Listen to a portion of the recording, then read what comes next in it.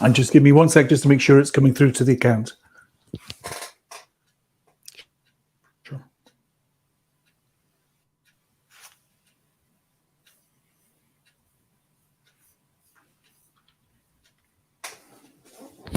Yep, we're all working. Sorry about that. So if you could just go over that little bit, Sandro, just so we capture it for people who are going to be reviewing offline, okay? I'll rewind a bit. All right. Yeah, so I was describing the confidentiality for stored, transmitted, and processed data, and talking about how SIP is typically done over UDP.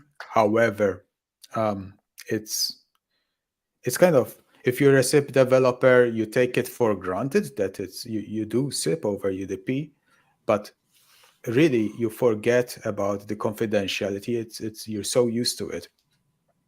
But this is a huge problem, right? It's a huge problem that I think the CRA kind of highlights in a way. And same thing with RTP.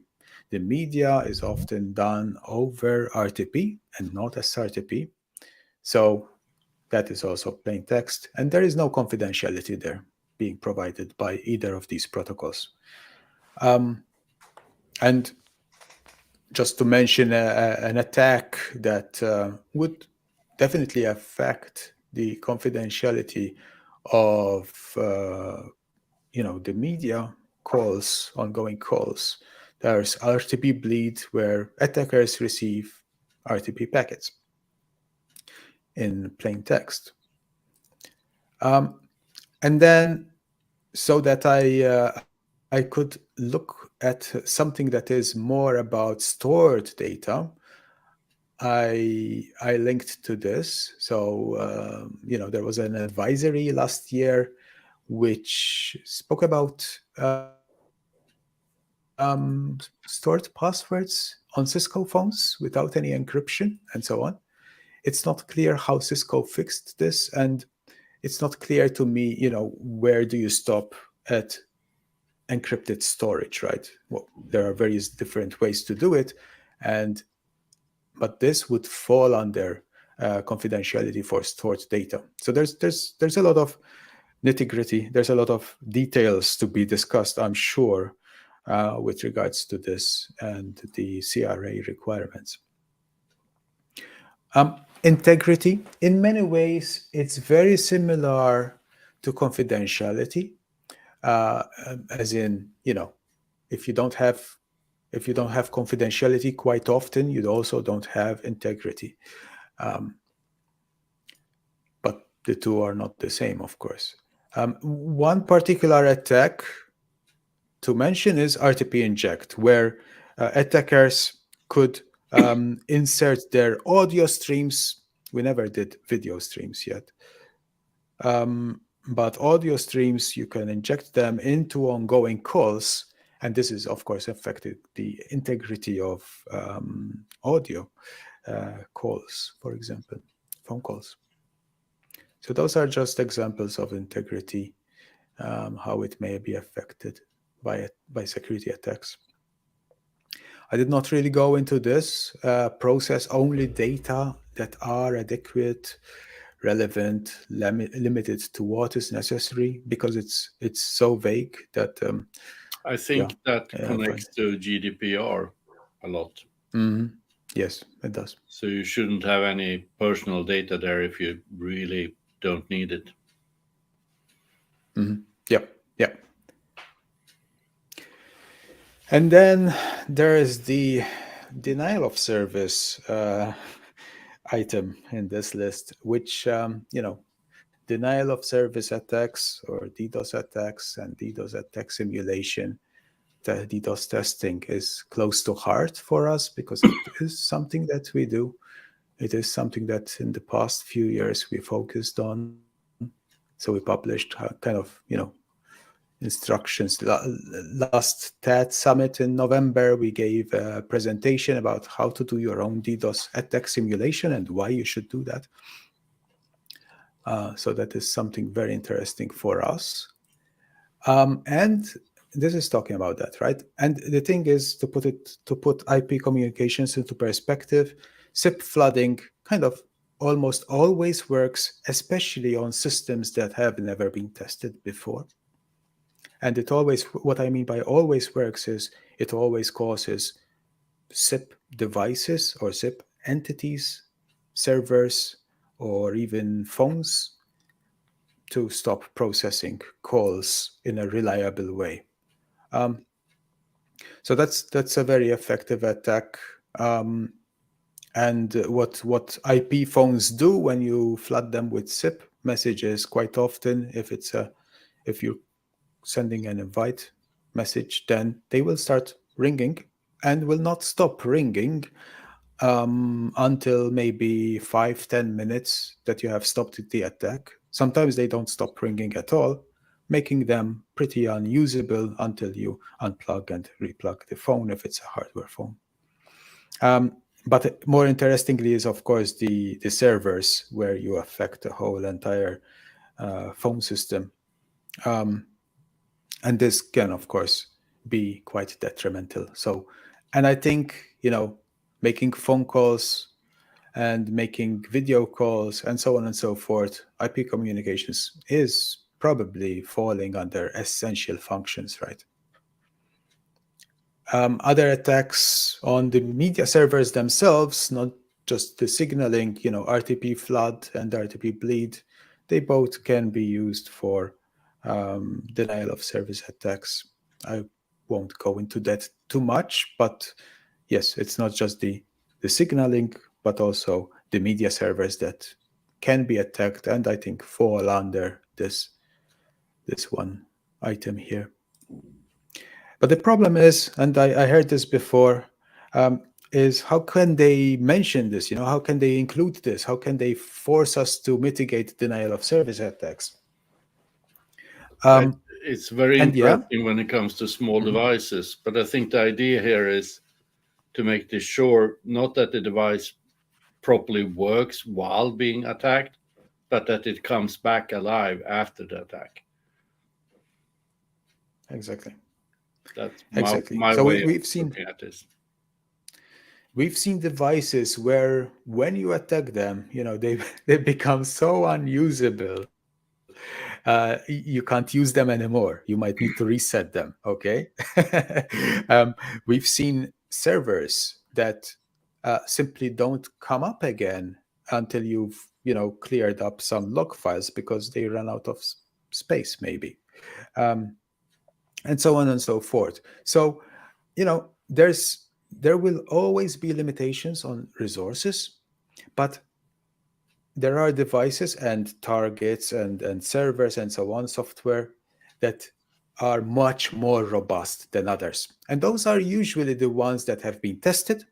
And of course, after testing, you have to make the adjustments necessary and test again to make sure that they are much more robust. And there are, of course, devices, targets that are much more brittle, and those are usually untested ones. Another one that I did not include any information about, any additional information, minimize negative impact of the device for other devices on the same network. I think it's a bit vague to me. I understand where this is coming from. But yeah, I think this could be discussed a lot. And it's also related, in my opinion, to the next one, which is a limited attack surface by design, which is also similar to the default configuration in some ways. Olle, you want to say something on this? No, go on. Okay. Yeah, so the most obvious thing that comes to mind is administrative functionality that is enabled by default and not maybe necessary. So you might have SSH servers, for example, that ship with the box or ship with the. You might find also debug network ports without proper authentication or with some backdoor password, hard-coded password. We have seen those things. These are, of course, certainly not, limited attack surface by design sort of features. So yeah, these things, I'm glad that it's here because it's a very important topic. And then provide security information by recording and monitoring. To me, this means security logs. What does it mean to you, Ole? Yeah, absolutely. So if you're trying to do forensics on VoIP products, it can be quite difficult because often enough they would not have security specific logs.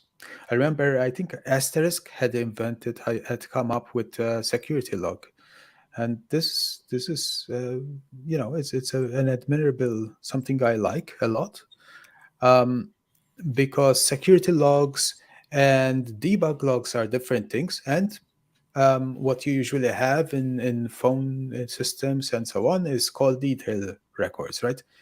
But unfortunately, those are not enough quite often. Oh, They will they're not enough tell you for billing, but not for exactly, forensics. exactly. So their point is for billing, and that's a very important function. But billing and security can be very, very separate things. So yeah, this is great that it's there.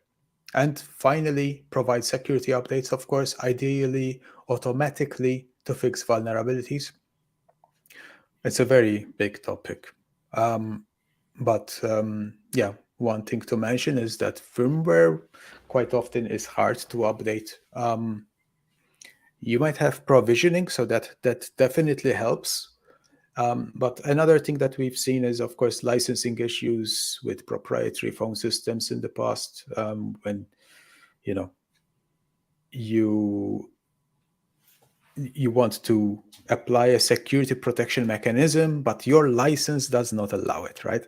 even if you're a paying customer.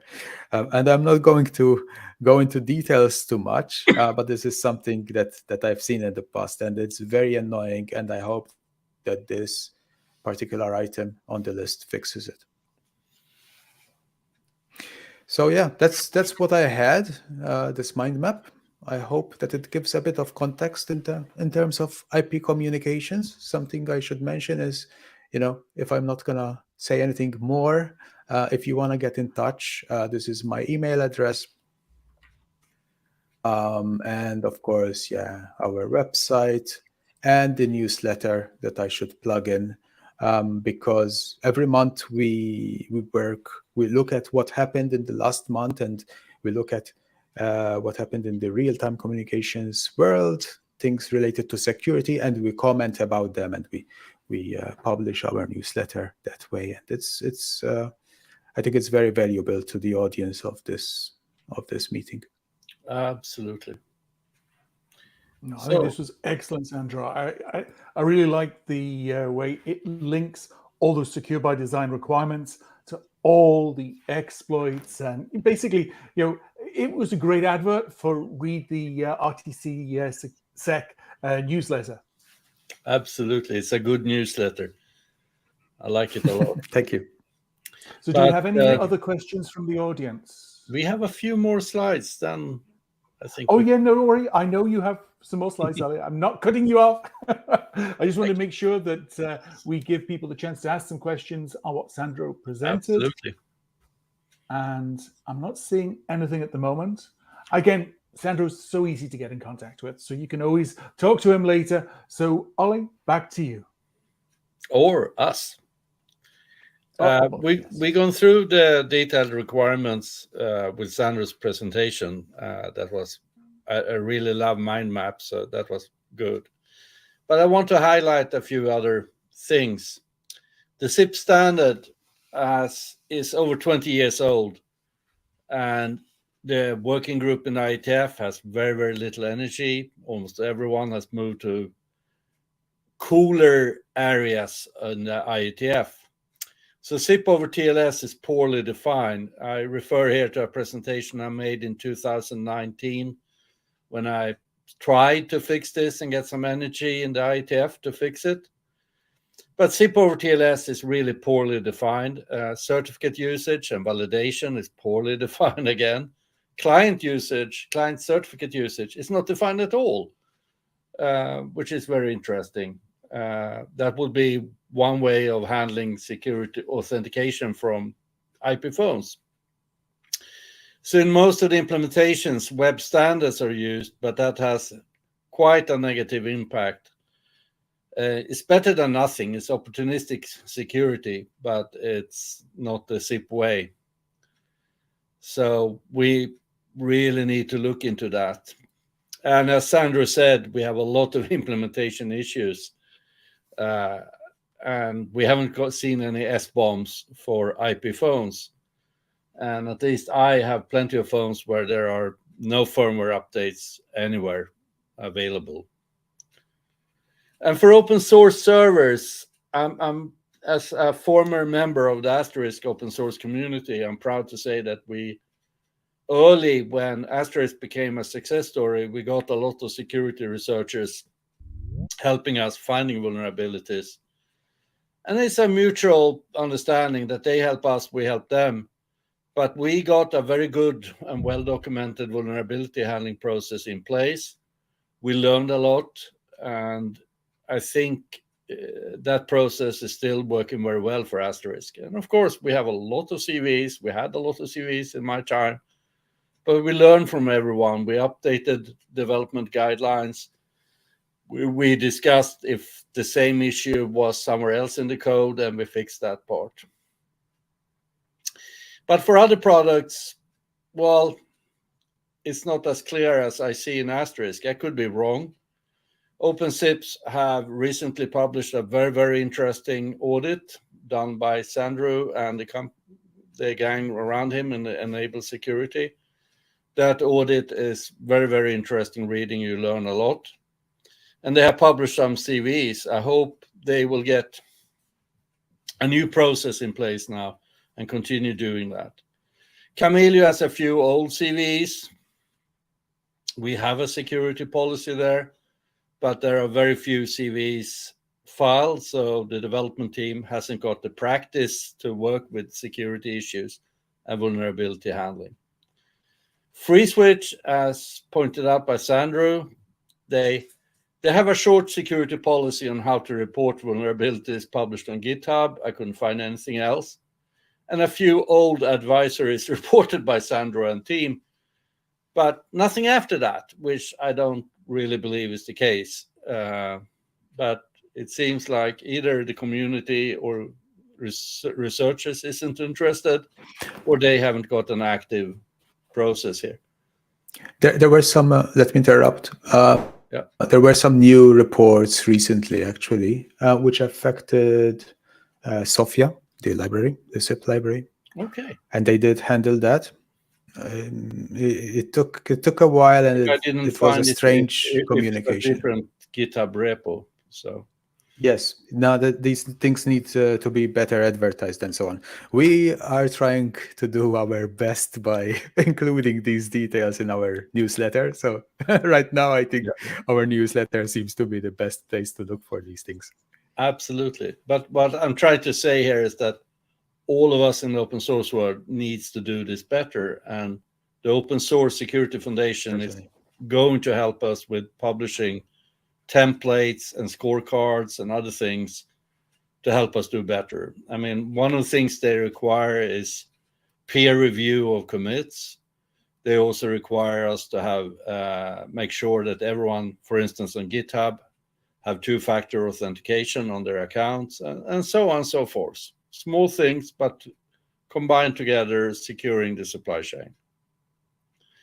So, Sandro and the rest of you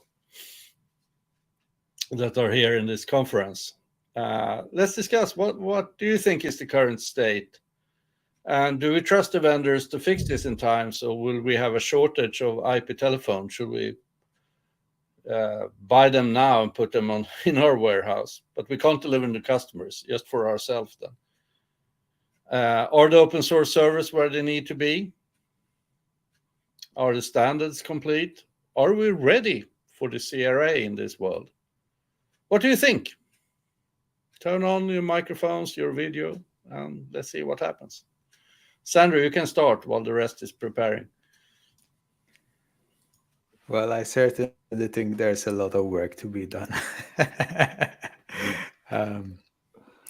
Recently, there was this, I went to this conference, right? NALCON in Berlin. There was a very good presentation about an intercom system that these researchers, the security company, had in their new building. And they, of course, tore it apart and looked into it. And yeah, I mean, it was a device coming from China, and it had the laundry list of all the vulnerabilities you could possibly have. In my opinion, it supports SIP, so it's an IP communications equipment, right? It's an intercom system, so it has to do video and audio, and you can control it from your mobile app and so on and so forth. And these sort of security issues it had were default credentials, no authentication on certain endpoints, vulnerabilities in the web interface, which give you access to the underlying device, and so on and so forth. FTP even, uploading images over FTP. My point is, and this is quite a popular vendor apparently. So my point is that, yeah, there's a lot of work to be done on hardware type of devices, but also in this open source world as well. I mean, in terms of handling vulnerabilities, there are processes in place, as you mentioned, but I would like to see developers use, in my opinion, for example, the GitHub security advisory features are pretty good, and they help developers. So I would like to see more developers use that, create security policies that are public so that people know how to report things, and so on and so forth.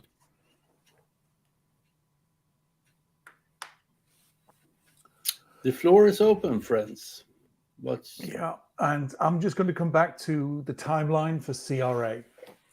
It seems impossible. Is it going to hit some political speed bumps, even with EU manufacturers? I give my knowledge of certain companies in this space. They don't have an SBOM. They don't have some of these processes in place. It seems within a year to even get the basics together. There's a lot of work here. Yeah, absolutely. The good thing is, if you try to recruit cybersecurity specialists now, you'll see how many there are. It's really, really hard to find good people. And the EU, every country need to staff up. And they both need to handle the regular process, product withdrawals, product audits, and all that. In addition, they need to staff up on the certification. Yes. Where are all those people coming from? Most of the cybersecurity people I know who are good, did the PhD and then realized, wait a minute, I could be making more money out in the commercial world. So it's like a few PhD students that were in, basically online security. Although I do like your definition, because I've always said cyber, it's a fancy word that means online. But I do like the picture you gave, and I will be referencing that in terms of the definition for cybersecurity. So it isn't a bullshit marketing term. It actually has a clear definition. So thank you for that.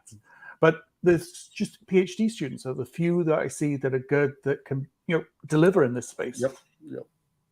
I mean, there's a lot of talk about shifting security left.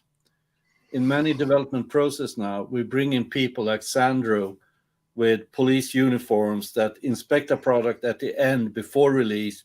Product managers are jumping, saying, we need to release. And Sandro comes in very hard saying, this is not okay. And the process goes back to development. Now we need to move Sandro to the development group.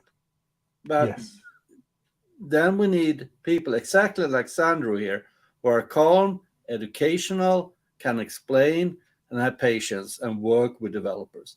Shifting security left will change a lot. But that also means that we need cybersecurity guys that can handle that.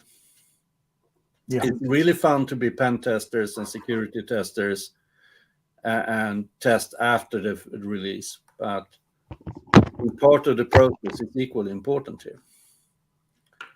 No, that's a good point. So yes, where are all the people? I mean, the EU is in a rush because of all the costs. And in the US, I met Brian Bellendorf at FOSDEM, the open source conference, in early February. And he said one of his motivations for Alpha Omega in the OpenSSF was that he saw a report about all the costs that belong to the Log4j incident. And he was determined to get half of that money, and we're talking hundreds of millions of dollars, to work with actually helping the open source communities. The problem is we haven't seen any similar effort in Europe. Yeah. So the EU is talking a lot about open source, and with one hand and the other hand, to creating mistakes like this. I honestly think this text is a mistake. But we need to strengthen the open source community here. Yes. No, absolutely. Absolutely. Do we have any other questions from the audience? Please, it's your chance to chat with the experts here, Sandro and Olle. And if not, because I know there's always people like to chat offline, what I would ask is if everybody could unmute and just show their appreciation for what is an excellent, detailed, and very practical review of the impact of CRA on real-time IP communication. So again, guys, this was perfect. I really learned a lot. You've done an excellent job here. And I think definitely we need to take this and go into more technical details as well on its implementation. And I think also from the impact it's going to have across the industry. I think, it's a fun view in terms of 2024 will be the year of no new features, just security. But I have to be honest with you, I don't see any way around it. No. But I have one extra thing to say, because I see Max over here in a window. Yeah. Max, you're muted. Hi, Sandro. Hi. Good Hi, thing. guys. But Max has actually run an online SIP interoperability test. And that's something where we could add a lot of these features that Sandro and I discussed, and test hard SIP over TLS and see what we can do in the implementations and the standards. So thank you for running that, and I'm waiting for the next event, Max. Yeah. Pressure on you. Thanks, Olle. Yeah, we definitely need to do more of those. Security is always important, but as you said, when you develop a product, it's usually like last in the priorities, unfortunately.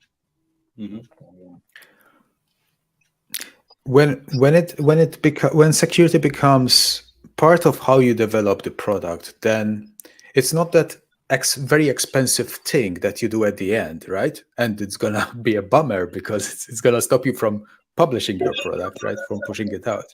No, it becomes an enabler. That's the whole idea. Of course, this is very, very nice and shiny, and the truth is less sexy. But I do see that as being really a really helpful way of thinking about security. The shift left movement, right?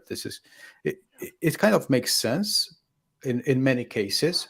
Of course, it's not perfect, but it's a good way forward. That's the important question. If the SIP phones are secure and we can trust them, if the SIP communication or webrtc is fully secure, we can trust it. What new things can we do that we don't do today because we don't trust it? That's the very exciting discussion. Absolutely. But then sadly we come into chat control and all that mess, but that's another topic.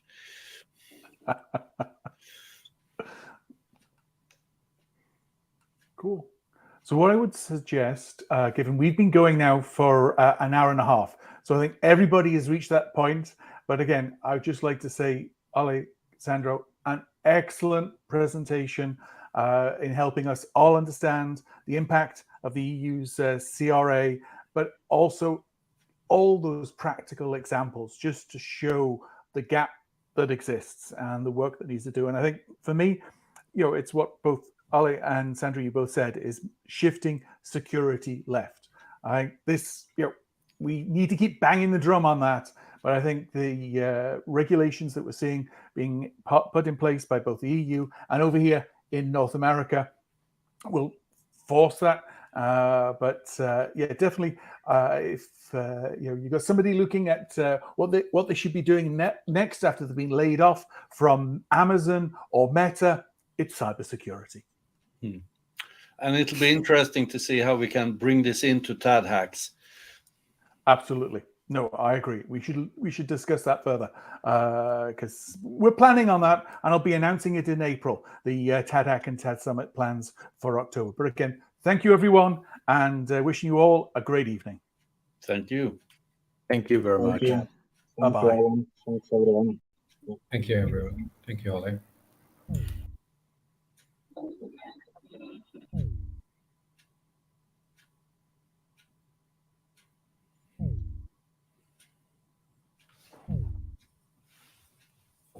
Cool. There we go. We're done.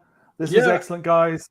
And I'll get this published. Hopefully it'll be out later today. All right? Yeah, looking forward to it. Sounds good.